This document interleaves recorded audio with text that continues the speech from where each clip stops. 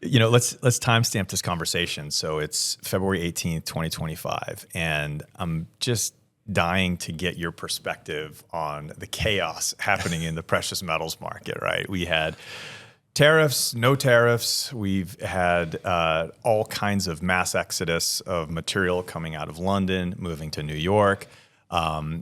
Lease rates have skyrocketed, which have had huge ramifications in the industry for dealers and mints and so forth. I got to get your take. What's going on? Well, I think it's pure panic coupled with a high degree of uncertainty as to what's going to happen in the market. We just came back from Europe with the Berlin, the World Money Fair. So while we were there, we met with all of our key accounts.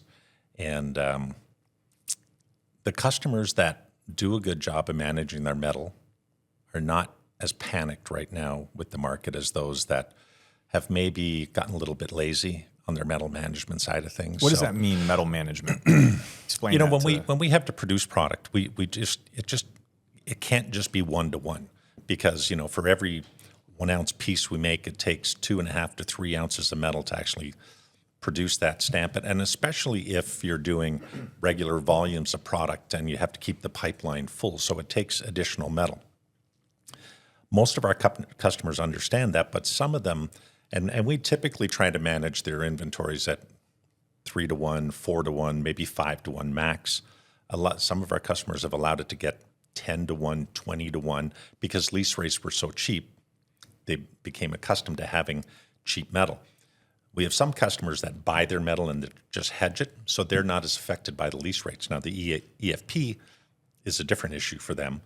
But those that have leased their metals are now just in a full-blown panic mode, because they're trying to right-size the ship. What's the actual amount of metal that they need to keep on inventory to maintain the steady flow of their product without carrying too much metal. So when you talk about lease rates, explain what that is to the listeners so they understand what you mean by that. Yeah, so I guess it's like leasing a car. Instead of having to put this capital purchase down, to buy a $100,000 car, they'll take possession of $100,000 worth of metal, but lease it, so they're paying a monthly stipend as a carrying cost for that. In the past, historically, silver especially, 0.5%, 0.75% per year. I mean, very, very cheap. Yeah, because to lease this metal. Because a lot of companies, what they'll do is they'll use lines of credit to finance inventory flows, right? In the metals industry, we don't do that because it's just too expensive. I mean, a line of credit, at a major bank might be 7%, 8% in that zone, and that's just too expensive when you're talking about profitability at 0.5% or 1%. And a lot of our customers, so we deal primarily with sovereign governments around the world, so they have their own treasury, but they still are tethered to common carrying costs. So a lot of these mints have now seen their costs go from 0.5% per year on silver to 10% per year, 12% per year. Gold, we've heard the same sort of thing. And when you're talking $3,000 an ounce for gold, that adds up very, very quickly for your carrying costs. So we're seeing that more and more of our customers are just selling off assets, trimming down their holdings to the bare minimum of what they need to maintain production without cutting themselves too thin. But they're just trying to find that balance until we're hoping in the next 30, 60, 90 days, there's some clear policy decisions on what Trump is doing with the tariffs and things like that. And maybe that'll help to settle this market down and allow people to breathe and at least then have a good plan moving forward. Right now, they don't. They're all just scrambling to understand what's happening in the market. So let's dig into this a little bit more. So with the tariffs, like in North America, for example, you are the largest private mint in North America. Is that correct? That's correct. So the vast majority of silver comes from Mexico, does it not? If for us, I'd say about 50%. Okay. But you're right. Yes, the vast majority in coming into the U.S. is from Mexico. Right. So the tariffs, when Trump started talking about them, everybody was concerned, like, is he going to exclude commodities? Is he going to exclude gold? Is he going to exclude silver? But there was no specification. So there was a lot of uncertainty about, potentially the overnight change of a 25% increase in the cost of the raw material. Now, there's a jurisdictional component to that where silver in the US from Mexico will be more expensive than silver in another location, another jurisdiction. So how does the market adapt to that? Because number one, there are arbitrage opportunities were that to come. Number two, this whole pull from London to New York is, connected to much of these concerns because you wanted to pull as much silver into the U.S. as possible, or as much gold into the U.S. as possible before the firewall goes up on these tariffs. Right. So can you talk a little bit more about that? Well, I think some of our customers are in a bit of a delicate situation because we're not just getting metal for investment purposes. We're getting metal that we're going to turn around and fabricate into finished product. So when you talk about silver, there's actually two pipelines of silver. There's 3-9 silver, which is considered commercially pure, 99.9%. But there's also 4-9 silver, ultra pure silver. The primary source for that is Mexico. And that's the people that are panicking right now, is that you can get a little bit of that silver from Europe. There's not much of it comes out of Canada because there's an abundance of 3-9 silver around. 4-9 silver, though, is a different beast. And there's not a stockpile of it sitting around. So, what they're seeing now is the bankers and the brokers can actually offload this metal to cover positions for people and charge more than we can charge for retail. So the people that are in the 4-9 silver positions are probably the ones that are the most nervous right now, trying to figure out what's that long-term look. There's a couple of our customers over the last few years, because we saw this also during COVID, early stages COVID, real shortages. The metal was available, but it was just physically in the wrong parts of the world. It was all in London, it was all in Switzerland, all in different places. I know even then, people were leasing planes and flying metal over to North America. Very expensive to do that. Very, very expensive to do that. But so we were able to actually convince some of our customers to switch away from 3-9s to 4-9, from 4-9s to 3-9s, just because it was more readily available. It helped to abate some of those transportation costs and the high arbitrage that, the premiums that they were paying for it. So, but I don't know that, the people that are into that 4-9s material right now, they're just not in a position to change. So they're really struggling to try to figure out, what does this look like long term? And, are they better off? They make more money selling their metal right now as opposed to turning it into fabricated product. And it's just like the Royal Canadian Mint, right?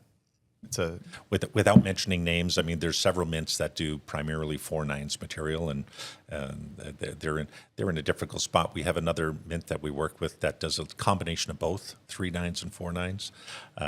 One of the Canadian banks that we deal with about 4 years ago, we actually converted them from 4-9s to 3-9s products. So they're in less of a vulnerable position now because of that. And then most of our other customers, there's a few European customers still believe in that 4-9 silver. Yeah, so they're either reassessing, do they need to move to 3-9s, or how they're going to manage these programs moving forward.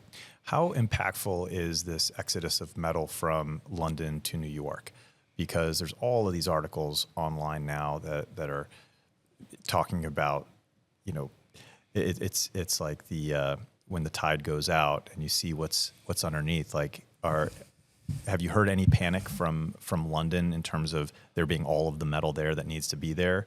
We know that there are delays in getting a lot of the material out of the vaults and getting them onto planes, and people are waiting, and we have this choke point and this bottleneck. Right. What does this look like near term, medium term, long term? And maybe you can talk a little bit about maybe what's keeping you up at night these days. Well, yeah, I mean the challenge for everybody, I guess, is like we've kind of built our value systems on knowing how the COMEX works, the LBMA works, how these contracts work with the banks, and people are either taking short positions, long positions. When all of a sudden everything gets called in, it's no different than having a run on physical money at a bank. Is there enough actual physical money available to cover everybody's withdrawals? So if all of a sudden everybody wants to withdraw everything they have in a bank, I don't think there's enough currency in the world to cover that, because it is almost kind of a fiat system that's been created even on the precious metal side of things. Ooh, this is interesting. Right, because if you read the articles about, is there really enough metal to cover all the contracts that are written? Don't know. What's your opinion of that? I have to believe that, I mean, the premise of precious metals is having physical assets and not a fiat currency. I would have to believe that there is enough metal together. I think it's just the logistics of getting it where it needs to be to cover those positions is what's going to be very, very, very challenging. I think the one thing that's really thrown a loop into things is the ETFs, because they are kind of a fiat-based. You know, they only need, 1/10 of an ounce to actually cover a position or something, based on, so there's never going to be enough physical metal to cover all the shares and everything that's theirs. Those are the ones that I think really threw a kink into the market. So yeah, I mean, I guess my biggest fear is just if there's a physical run and everybody wants to take possession of their metals, all these contracts get called in, it's just going to price this product in an already aggressively priced market, I think, out of the reach of the average person. So just for some of the listeners who might not be as familiar with fractional reserve lending, this is sort of the origins of banking, where gold and silver were money, and it was dangerous to have a lot of money on your person because people were getting robbed in the street. So you'd go to a bank and you get a paper receipt for what you deposited. And what the bankers figured out was it was rare that everybody was going to come in with those paper receipts to redeem their physical metal at any one time. So they started issuing more paper receipts than was backed by the actual gold or silver that was in the vault. And that was the origin of fractional reserve lending. And I think we're actually 1 degree removed from that at this point, actually multiple degrees removed, because first of all, we don't have any gold backing our currency. The dollars that are printed are now a very small fraction of total available currency, right? I think it's something like 3% of all of the money, all of the US dollars that are introduced are actually in paper form, right. Which is why the run on the banks is always a big concern. Of course, none of the banks have enough cash to supply everybody to you have one company, the Bureau of Printing and Engraving. They don't have enough capacity to make all the bills to cover everything that's being issued. And so what you're saying, going back to the ETFs, is you're saying that the ETF infrastructure is similar to this fractional reserve banking, where they only need to have, say, 10% of the actual gold for the paper certificates that are issued to support that ETF. That's really interesting. We've been having conversations recently with, a variety of RIAs, and they say, their response to GLD is, well, we don't expose to GLD because what's the point? If you want to buy gold, that's the real insurance policy against currency manipulation and inflation, et cetera. But let's rewind a little bit. How did you get into this industry? Let's learn a little bit about your background. Well, I always tell everybody I blame my wife for getting me into this industry. Seriously, we were newly married, living up in Toronto, Canada. I was working in the food industry. And as a newly married couple, it was a little bit difficult. In the food industry, you generally work at nights to have everything ready and fresh the next day to deliver. So I was a manager of a food, a bread factory, basically, up in Canada. And after we got married, my wife did not like the fact that I was working from 11 at night till 7 in the morning, and then she was working. So unbeknownst to me, she kept dropping my resume at different headhunters, and I kept getting these calls, and I would ignore them. So about 3 months into our marriage, we were on the weekend having dinner, and she said, debriefing, how was your week, blah, blah, blah. And I said, I keep getting calls from this one company, this headhunter. She goes, oh, yeah, their office is right next to mine. I keep giving them your resume. And I'm like, well, it would have been good to know so I don't ignore them. So the next time they called, I didn't ignore them. And it happened to be an opportunity with one of the world's largest precious metals company, Johnson Matthey. Different kind of bread. Different kind of bread. As I keep telling people, I'm still making dough, right? So I interviewed with Johnson Matthey, and they were not necessarily looking for somebody with direct metals background. They were more keyed in on somebody with good production fundamentals, and that was my background. I'm an operations person. Really understood quality and all those sort of things. And they were revamping their corporate structure in the Canadian operation. So it was just a very good timing, a very good opportunity for me to come in. And it was days. That was the big kicker for me. It was days, right? Yeah, and so and it was one of those careers that within a month or two of being in there, I absolutely fell in love with the industry. It's just now instead of making a loaf of bread that people would eat, I'm making a product that has both an intangible and a tangible and an aesthetic value as well too. I mean, you just look at this product. You're making a literal piece of art every day, and I just found it fascinating. And the benefit of working at Johnson Matthey in Toronto.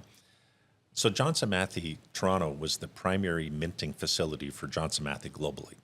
So they used all of their field offices around the world to bring in business. So I was dealing with, and if somebody had never traveled out of Canada, now all of a sudden I'm dealing with mints in Taiwan and China and all over the world, Luxembourg and Belgium and this and that. And then, so it was just a really, really fascinating business for me. And so I just became a student of the industry. I really threw myself into it. I went and took some metallurgy courses myself to really understand the metals that I was working with, a couple of engineering courses, and just kind of built on that. And one of the things that Johnson Matthey was very, very good at is they allowed you to develop what I call an entrepreneurial spirit, where you can run your department like it's your own business, but you get to do it on other people's money. So, and they were good about letting you make some mistakes, but not too big of mistakes. So it really helped to develop my career and myself. And I did multiple roles. I went from being a production manager to I was the person in charge with all new product development. Then I was managing the whole production area, which included platinum production and mint production and other products. So really, in 10 years there, really rounded out, me as an operations person.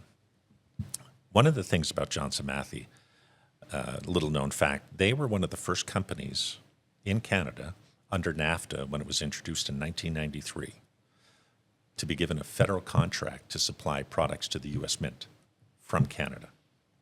Very, very controversial at the time. I know in my archive somewhere I had got hate mail from Senator Ted Kennedy, and and everybody was like, "Oh, you're taking away American jobs," and I'm like, "Hold on, I thought this is two-way trade here," For us, it was a great deal. As a Canadian company, we could produce it, and just use the spread of the Canadian to the U.S. dollar. We could produce it, say, for $1 Canadian, sell it for $1 U.S., and that spread was all of our profit right there.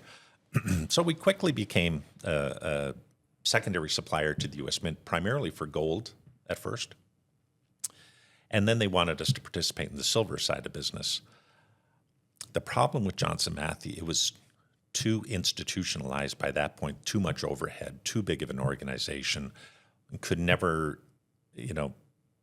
manufacture this product at the price that it needed to be manufactured at. And then just as we were really kind of getting ourselves in a stride with the U.S. government in 1996, Johnson Matthey Corporate decided to exit fabricated products completely. So they shut down the platinum division. They shut down, the jewelry division. They sold them off. I think the jewelry division sold to either Handy and Harman or Leach and Garner or one of those, and they stripped away all this stuff, except the mint division, because you had the U.S. government going, hold on a second, you're not going anywhere. You have a contract to supply us. So they... Was there enough material in the United States to be able to supply the U.S. Mint at the time? Did they have to go outside the U.S. borders? No, they shipped in all the material every week. Got it. I have to be honest with you.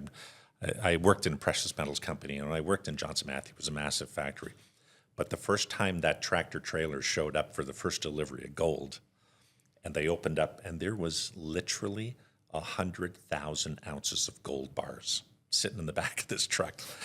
I just had a wow moment.